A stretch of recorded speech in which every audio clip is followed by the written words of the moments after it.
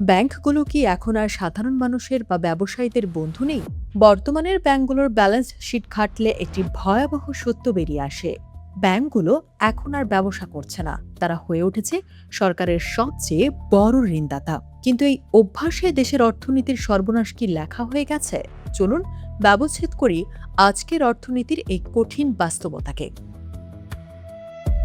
২০২১ সাল পর্যন্ত আমাদের ব্যাংকিং খাতের কাঠামো ছিল একদম প্রথাগত। ব্যাংকের ব্যবসার প্রাণ ছিল বেসরকারি খাতের ঋণ, অর্থাৎ কোনো উদ্যোক্তার কারখানা করা, ক্ষুদ্র ব্যবসায়ীর দোকান চালানো বা শিল্পায়নের জন্য মূলধন যোগান দেওয়া। তখন মোট আয়ের ৪৭% আসত ঋণের সুদ থেকে। কিন্তু সময় গড়িয়েছে মাত্র ৪ বছর। ২০২৫ সালে এসে সেই দৃশ্যপট পুরোপুরি পাল্টে গেছে। এখন আর ঋণ নয়, ব্যাংকগুলোর আয়ের প্রধান উৎস হয়ে দাঁড়িয়েছে সরকারি ট্রেজারি বিল ও বন্ডে বিনিয়োগ। ব্যাংকগুলো কি তবে স্বেচ্ছায় তাদের মূল পরিচয় হারিয়ে ফেলছে?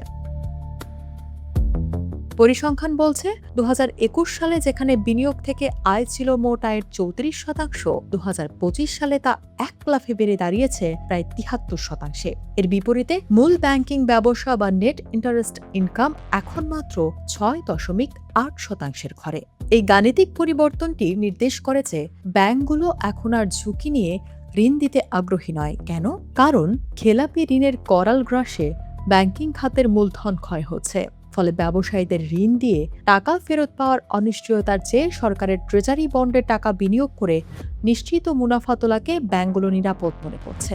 কার্যত সরকারই এখন দেশের ব্যাংকগুলোর সবচেয়ে বড়, এমনকি সবচেয়ে বিশ্বস্ত গ্রাহক হয়ে উঠেছে। তবে এই নিরাপদ আয়ের নেশা দীর্ঘমেয়াদে অর্থনীতির জন্য বিষ হয়ে দাঁড়াচ্ছে। ব্যাংকগুলোর কাছে যে অলস অর্থ থাকে তার বড় অংশ যদি কেবল সরকারি নিয়ে নেয়, তবে নতুন উদ্যোগের জন্য ঋণ পাবে কে? বেসরকারি খাতের বিনিয়োগ স্থবির হয়ে পড়ছে, যার সরাসরি প্রভাব পড়ছে কর্মসংস্থানে।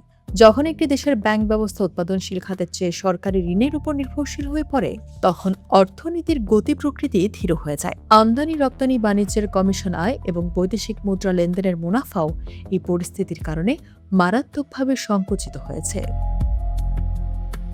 ব্যাংকারদের মতে এটি একটি অশনি সংকেত। ট্রেজারি বন্ডের সুদের হার যদি কোনো কারণে কমতে শুরু করে, তখন ব্যাংকগুলোর আয়ের এই পাহাড় ধসে পড়বে। কারণ তাদের নিয়মিত পরিচালনা খরচ এবং আমানতকারীদের সুদের দায় মেটানোর মতো কোনো স্থায়ী আয় তখন আর থাকবে না। ব্যাংকগুলো কাগজে কলমে মুনাফায় থাকলেও অর্থনীতির আসল চালিকা শক্তি কিন্তু স্থবির।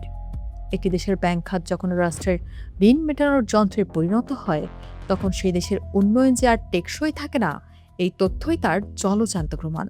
মুনাফার এই সাময়িক স্বস্তি আসলে ভবিষ্যতের বড় কোনো সংকটের নীরব পদধ্বনি।